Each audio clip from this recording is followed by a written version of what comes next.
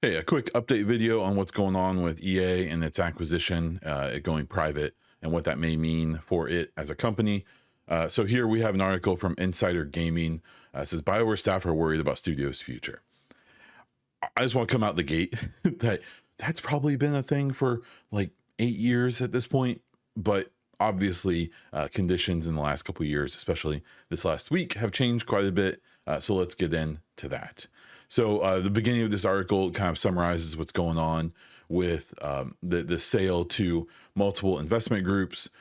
Some of them, not everyone loves who they're associated with, and I don't blame them.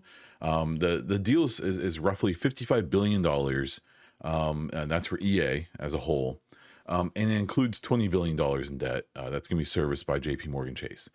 I don't understand how these things work. I don't know why that makes sense to take on that much debt, other than to just for the executives to get a big giant fat paycheck, probably on their way out after this deal finishes up. But that's a whole different video. That loan, Jason Schreier put out a tweet on, I believe it was Tuesday, talking about how Bloomberg's kind of analyst assume this is going to be a loan in the single B rating. This is outside of my depth, but from doing a little bit of research on it, that is the lowest of the like decent loans. When it comes to these big business deals, there's multiple levels of it's A, B, and C loans. C loans are just complete junk. They're, if not expected to fail, they just have crazy high interest rates. A single B loan is kind of the bottom of the decent loans, where it's going to have a really high interest rate as well. The estimates I've seen is that the interest that EA is going to be expected to pay for this is around $1 billion a year, which, just keep in mind, their last fiscal year, their profit, their total revenue was like almost $8 billion. Their profit was only about 1.1. So, keep that in mind. And the idea here, I believe, is that they took on debt instead of giving up equity, whatever that means. Again, outside my depth a bit. Long story short, EA is going to be on the hook for a lot of money every year because of this deal. And people are worried about what that means for shutting down studios, shutting down games, and maybe selling off studios just for assets to help pay off this loan. This goes into the specific concerns for BioWare. It talks about how Dragon Age the Veilguard, I hate that it says failed to meet expectations. Even the Andrew Wilson, the CEO of EA, said that they were really pleased with the reviews and how Dragon Age the Veilguard was received. It just didn't sell very well. As far as we can tell, it's likely at this point only sold a couple million copies. I believe there's a Game Pass deal for it, so it's probably gotten that. I don't know if PlayStation has put it on their service yet, but they'll get a decent payday from that as well at some point. But long story short, it didn't sell as well as they wanted it to. There's been multiple rounds of layoffs over the last couple of years, including, I believe, earlier this year, when people who had been moved to other studios were either permanently placed to those studios, which was supposed to be temporary, or like a big chunk of the writing staff just got laid off, including people who'd been with BioWare for quite a long time. Now, so that led to feelings of, being worried for people who were still working there. And now, it says here that that has grown tenfold. The reason I talked about this article, I don't love insider gaming. I think that they get a little fast and loose with stuff sometimes. But I believe when they say that multiple sources within the company reached out to them or spoke to them under the condition of anonymity, yeah, like I could totally, I'm sure there's some people who want to get some stuff off their chest. So the idea, the concern is that BioWare is going to make more cuts, or at least in the long term, is the impression I'm under.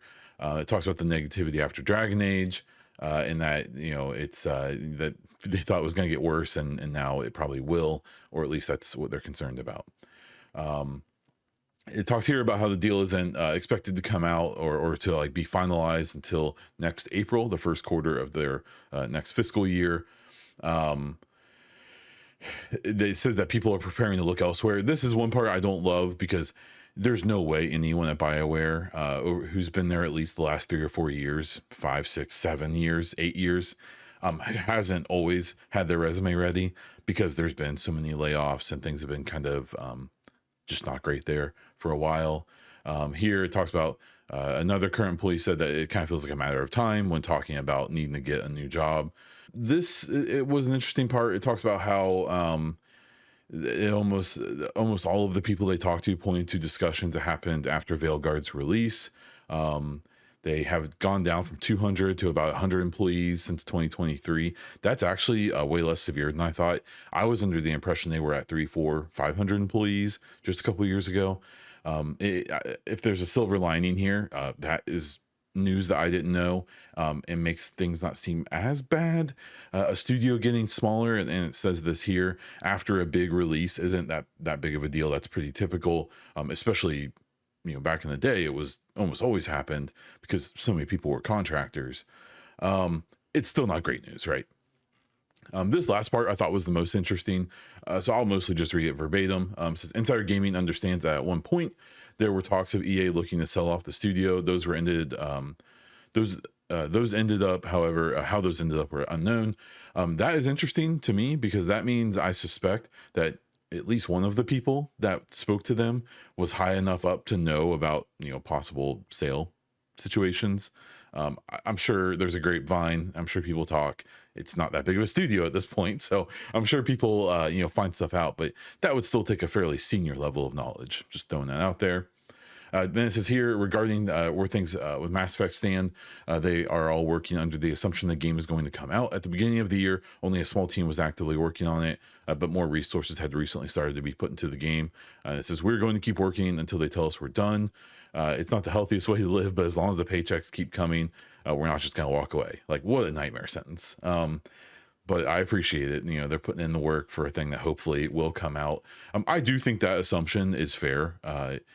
Everyone, I don't think they're just going to shut down BioWare next May, right? Like right after this happens, I'd be amazed if they just were like, okay, now we're cutting everything besides EA Sports and like Respawn and DICE. That seems too drastic. That seems too quick, especially if there is a chance of selling this stuff off. One thing I will point out is that if they considered selling off the studio, I find it really hard to believe that you would sell BioWare without also trying to sell the IP along with them, at least Mass Effect and probably Dragon Age as well. And that would probably be helped by allowing them to release this new game that they've been working on for years at this point.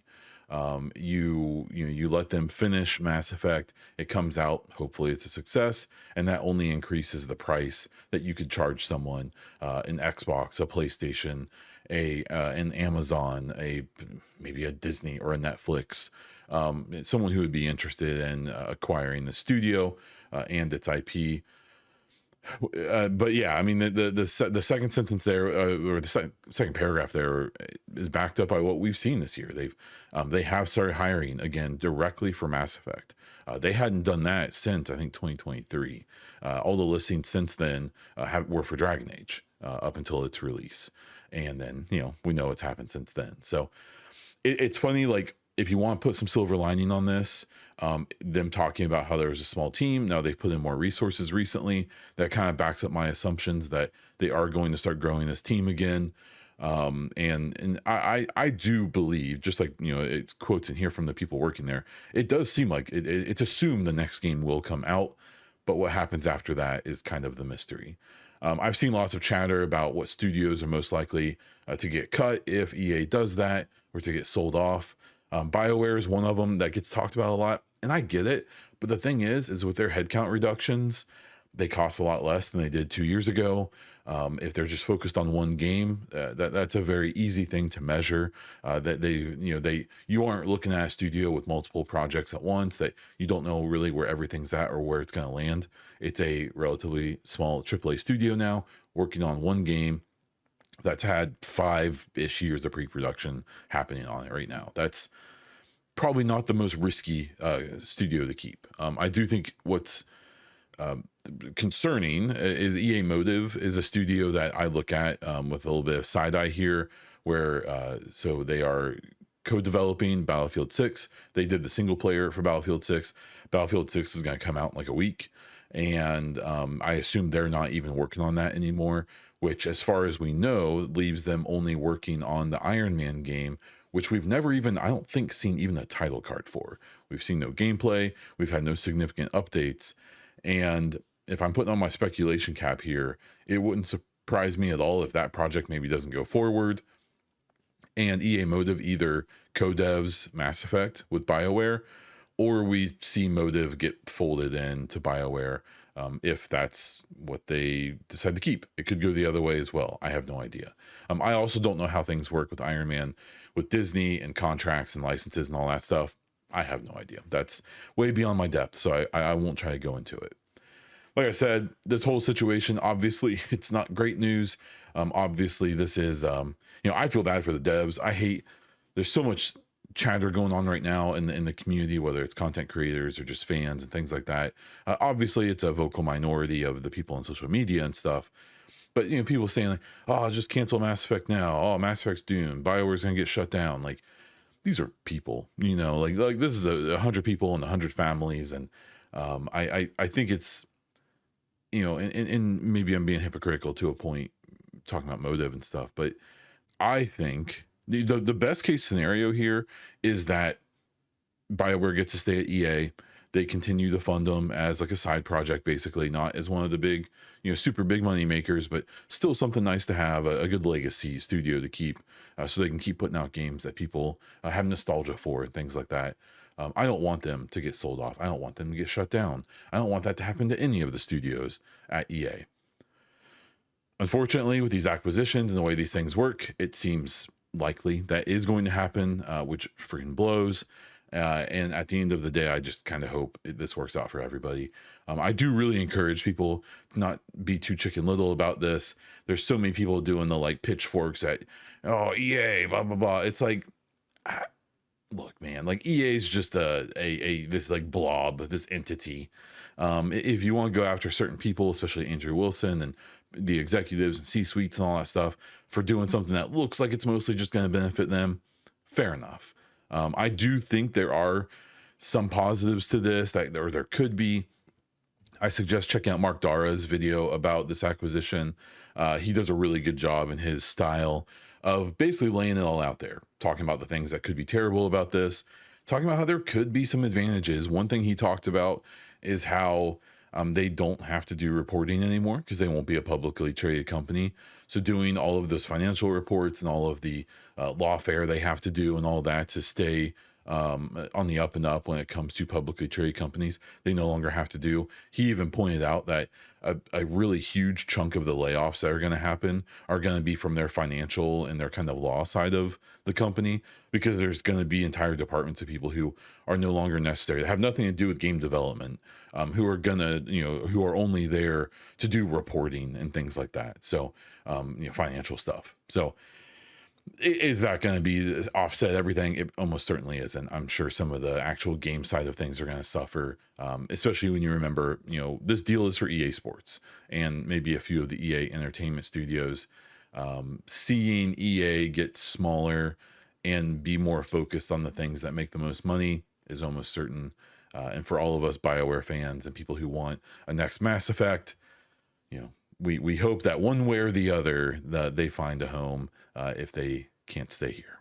So if you like this video, please hit the like button so more people see it. Consider subscribing if you want more Mass Effect, BioWare, EA, or just gaming news in general.